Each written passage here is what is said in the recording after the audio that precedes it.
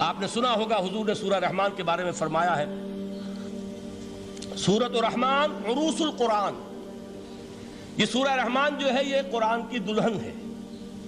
جیسے دلہن کو آپ خوشنما لباس پہناتے ہیں، آراستہ پیراستہ اس کو گہنے اور اس کو زیور پہناتے ہیں، تو جس طریقے سے سجاتے ہیں آپ دلہن کو، اللہ تعالیٰ نے ایک سورت قرآن مجید میں یہ ایسی رکھی ہے سورہ رحمان کہ اسے خوب سجایا ہے۔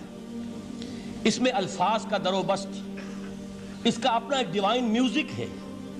وہ تو اللہ تعالیٰ قراء جو ہے، خاص طور پر مصر کے قراء، اللہ تعالیٰ ان پر رحمت نازل فرمائے، ان کی خطاؤں سے درگزر کرے۔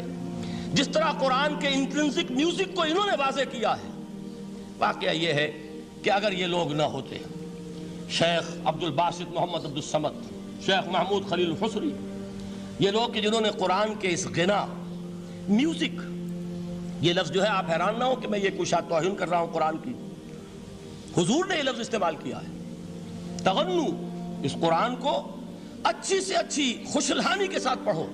من لم یتغن بالقرآن فلیس منا، جو قرآن کو بہتر سے بہتر انداز میں، اچھی سے اچھی آواز میں، خوشلحانی کے ساتھ پڑھنے کی کوشش نہیں کرتا، وہ ہم میں سے نہیں ہے۔ بلکہ ایک مرتبہ حضور رات کے وقت آپ گشت پر تھے اپنے ساتھیوں کے حالات معلوم کرنے کے لیے۔ حضرت ابو موسیٰ اشعری رضی اللہ تعالیٰ عنہ ایک صحابی ہیں، ان کے گھر کے پاس سے گزر ہوا، وہ رات کو تہجد پڑھ رہے تھے، کھڑے ہوئے کیف کے عالم میں قرآن تلاوت کر رہے ہیں۔ حضور کو بہت پسند آئی ان کی قرات، کافی دیر تک وہاں کھڑے سنتے رہے۔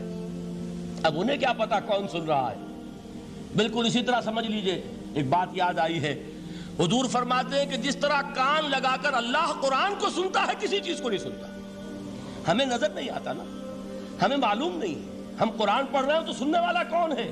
سب سے زیادہ کان لگا کر خود اللہ۔ یہاں اس لیے مجھے یاد آیا کہ ابو موسیٰ اشعری کو کیا پتا تھا کہ کون سن رہا ہے؟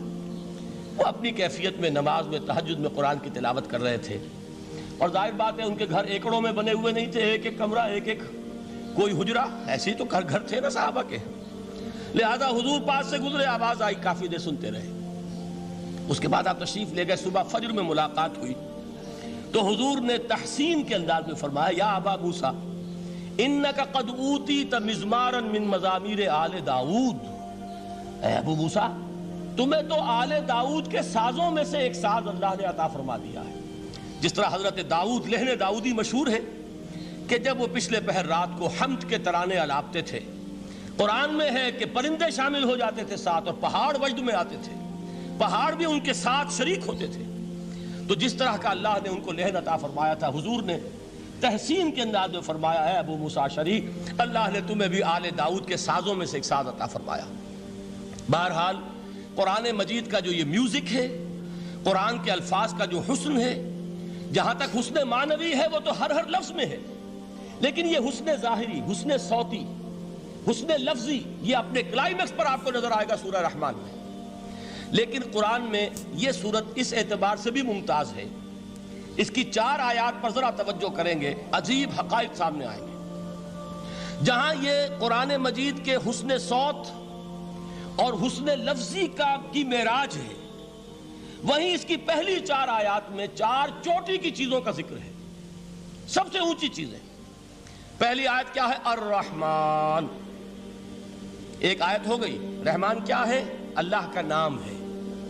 کبھی آپ نے غور کیا اللہ کے ناموں میں سب سے پیارا نام کون سا ہوگا؟ رحمان۔ کیوں؟ اس کا مادہ کیا ہے؟ رحمت۔ ہمیں سب سے بڑھ کر جس چیز کی ضرورت ہے وہ کیا ہے؟ رحمت خداوندی۔ نام اچھی طرح سن لیجئے اس حضور کے قول کو۔ حضور فرماتے کوئی شخص جنت میں مجرد اپنے عمل کی بنیاد پر داخل نہیں ہو سکے گا جب تک کہ رحمت خداوندی دستگیری نہ کرے۔ کسی صحابی نے بڑی ہمت اور جرأت کا ثبوت دیا کہ پوچھ لیا، کیا حضور آپ بھی؟ جب آپ نے فرمایا کوئی شخص داخل نہیں ہو سکتا جنت میں محض اپنے عمل کی بنیاد پر جب تک کہ رحمت خداوندی جو ہے وہ دستگیری نہ فرمائے۔ پوچھا گیا کیا آپ بھی؟ آپ نے فرمایا ہاں میں بھی۔ آپ انداز کیجئے کہ اگر محمد الرسول اللہ بھی رحمت خداوندی کے ضرورت مند ہوں تو تاب دیگراں چے رسد، ہماری تو سب سے بڑی ضرورت رحمت خداوندی ہے۔ اب یہ رحمت جو ہے قرآن مجید میں اللہ تعالیٰ کی یہ شان 2 الفاظ کے ذریعے سے آتی ہے، رحیم اور رحمان، اور کوئی مادہ نہیں ہے جس سے 2 نام بنتے ہوں اللہ کے۔ لیکن یہ مادہ ہے واحد رحمت کا کہ جس سے رحمان بھی ہے رحیم بھی ہے۔ رحیم صفت مشبہ ہے، رحمت دائم ہو جائے گی، مستقل ہوگی تو رحیم کہیں گے، اور رحمان اس میں رحمت کی ہے وہ شان ہے کہ جیسے ٹھاٹھے مارتا ہوا سمندر ہو، ہیجان کی کیفیت، طوفانی کیفیت، رحمت خداوندی کا طوفانی جوش، وہ ہے رحمان۔ آپ تو رہتے اس علاقے میں ہیں، آپ کو معلوم ہے عرب اگر بھوکا مرا جا رہا ہو تو کیا کہے گا؟ انا جوعان۔ پیاسا مرا جا رہا ہو انا عطشان۔ بہت غضبناک ہوگا غضبان، غضبان آصفہ قرآن میں آیا ہے، بہت غضبناک۔ رحمان جس کی رحمت جو ہے جوش میں ہے، ٹھاٹھے مارتے ہوئے سمندر کے مانند۔ تو یہ اللہ تعالیٰ کے ناموں میں سب سے پیارا نام۔ اب آگے چلیے، الرحمن علم القرآن، رحمان نے قرآن سکھایا۔ رحمت خداوندی کا سب سے بڑا مظہر، رحمان کی رحمانیت کا سب سے بڑا مظہر قرآن ہے۔ ان میں جو منطقی ربط ہے اس کو سمجھتے جائیے۔ اچھا آپ یہ سوچئے، جو علم بھی انسان کو حاصل ہوا وہ کس نے دیا؟